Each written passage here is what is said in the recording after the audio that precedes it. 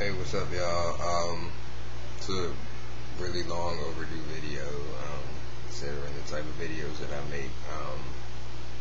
But I've actually seen a couple of YouTube videos that pose this question. Some even discuss it, but none really provide a decent answer, in my opinion. And that is the question of why there are so few black atheists in the United States right now. I'd like to answer that. I'd like to establish two facts real quick before I get into my answer, and that is from when slavery really got jump-started in America in the early 1600s until the 1860s when it ended. There was never higher than 15% of black people that were free. Over 85% were always slaves. Alright?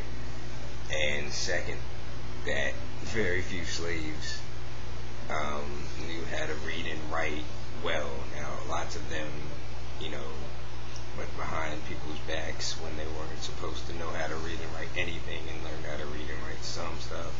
We don't want to discredit people that learned how to read and write masterfully, I assume, but most of them were for the most part, illiterate.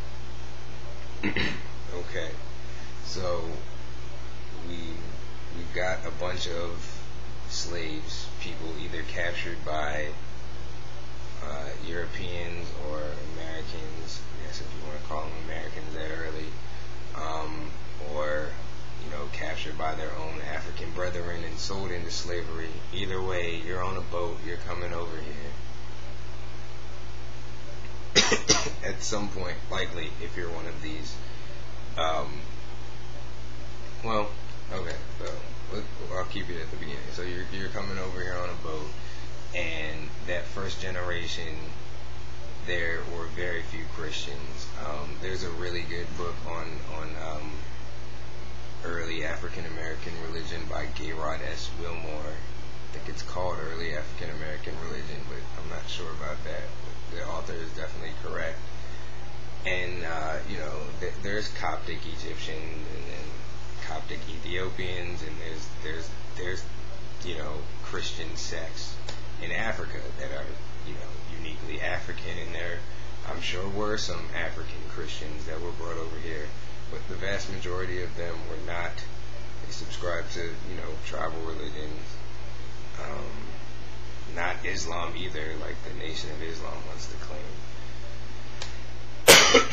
And so you're coming over here, and in these tribal religions, they're pantheistic, like how the early part of the Bible is pantheistic, and they kind of talk about other gods.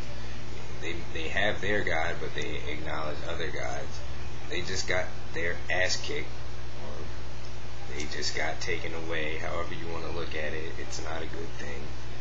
It's not hard to sway somebody to another god if they're coming from that perspective. So that's the background of a lot of people coming.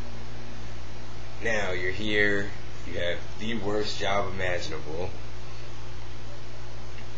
Your children are presumably going to have the worst job imaginable, and so on and so forth. The only thing that you're taught from outsiders, but who are the people that are in control of the land that you're now occupying, is Christianity, because Christians will burn books and teach you things.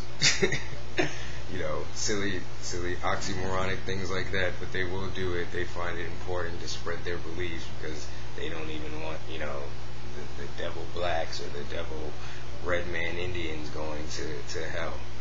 I'm digressing.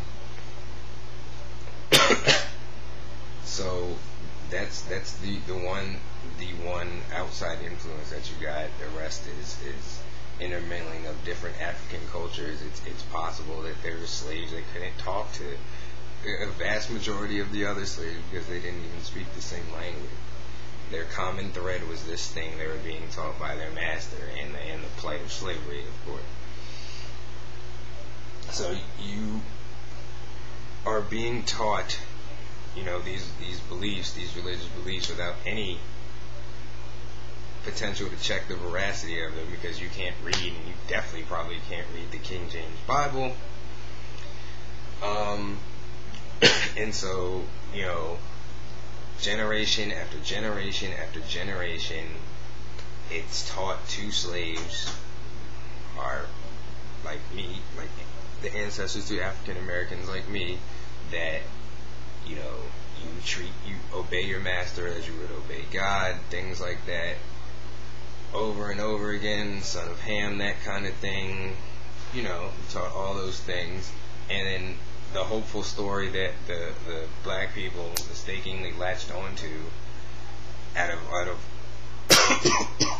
all these reasons behind justifying their slavery was the story of Moses and the Jews. They identified with that slave story, which is understandable, even though if you actually could read, it wouldn't make sense. But if you can't read, I can see why it makes sense. So they latched onto that. You see how many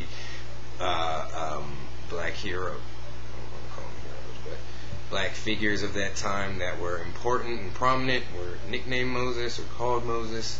You have all that. It was a very important story, and so they latched on to that, and Christianity became very important.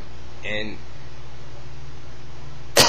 it's now we can look back, and it was a sad state of affairs that made it prominent in African American culture, but they didn't know it at that time. And also, I would assume that being an atheist on top of being black would just most certainly get you lynched as well. And so, it basically wasn't allowed. And those two forces, combined with the piss poor education that blacks have received in comparison to whites, it's an unstoppable snowball where there's just less opportunity to branch out into something like atheism, because the atheism comes with a cost.